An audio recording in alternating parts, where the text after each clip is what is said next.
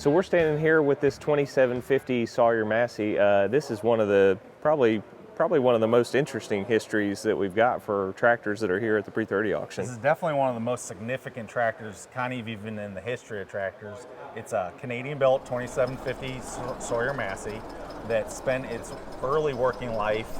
After it was built, it went to the Winnepeg trials in Winnipeg, Manitoba, and was their yard tractor for when tractors broke down out in the field. They'd get drugged back to the main area and worked on, and then they went back out in the field. So this tractor spent its life in Manitoba, and then went in 1920, went back to Sawyer Massey in Ontario, re-geared, rebuilt as a 2750 from being a 2545 tractor. And they basically went through and replaced all the gearing. I mean, you can tell a lot of the gearing here, how nice it is. I mean, it is just really, it shows little wear. They did a great job, obviously, because they had the stock of parts at the time in the factory, but it's truly like a brand new tractor. Ready to go, ready to plow. You could do whatever you wanted with this tractor. It's really pretty phenomenal that this tractor even exists like this. Right. And after in 1920, so it got sold to a farmer at that point. To a farmer, and the story is that it threshed for a few seasons up until 1930, I guess, and then after that it got stored, and then it went through one or two other collectors, and then went to Dome Valley in Yuma, Arizona, and then went back up into Canada, and that's when it got really restored again up in Canada in the last 10 years. Right. And one of the things that you can really, kind of confirms that story is, all this gearing, but along with the threshing part of the story, the bull gears are in perfect condition. So this tractor is a really neat piece of history. Yeah, absolutely, and it's very unique. I mean, it's got a lot of unique aspects on it. Even from the it's got a dual exhaust, so it actually has a shut-off to where if you were running on kerosene, it actually has a preheater down to the carburetor. And if you're running on gas, obviously you wouldn't need that, so it would just go straight up and out. And on the back here, Let's talk about the wheels for a second. It happens to have real rare Sawyer wheels.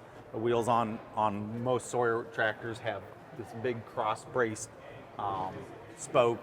This happens to have regular kind of straight spoke rear wheels. More traditional style than what you see normally. But yeah, no, it's really kind of special all the way around. This. And kind of one of the more interesting things too is you're cranking directly on the flywheel, and it actually has these while you're doing it, it has these dogs that engage, and that actually helps you from keeping the engine going the right way. So once you're coming up on compression, normally it would like to rock back, but this dog here would engage and keep it from doing that.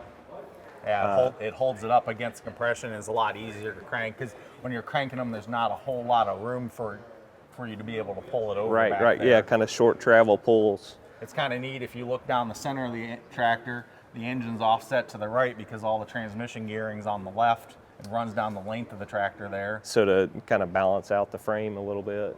And then as you can see, right in front of you when you're operating, you've got your oilers there, which are really kind of a neat setup. A lot of tractors of that age, they had the big mechanical lubricant.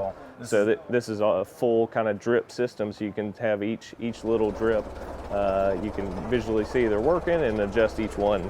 This has got a gear pump down in the bottom that runs in a hard pipe up into that manifold plenum, and then drips down, and so you can adjust each different point for the amount of oil you want. Right. So if you're whether you're doing plowing work, it would be different from threshing work. That and the main bearings need more than the connecting rods need. And right. So all around, just a kind of a neat tractor, and with a great history. One that is kind of one of probably more historical, like you said, Absolutely. tractors that are here. This will be a very neat tractor to see sell.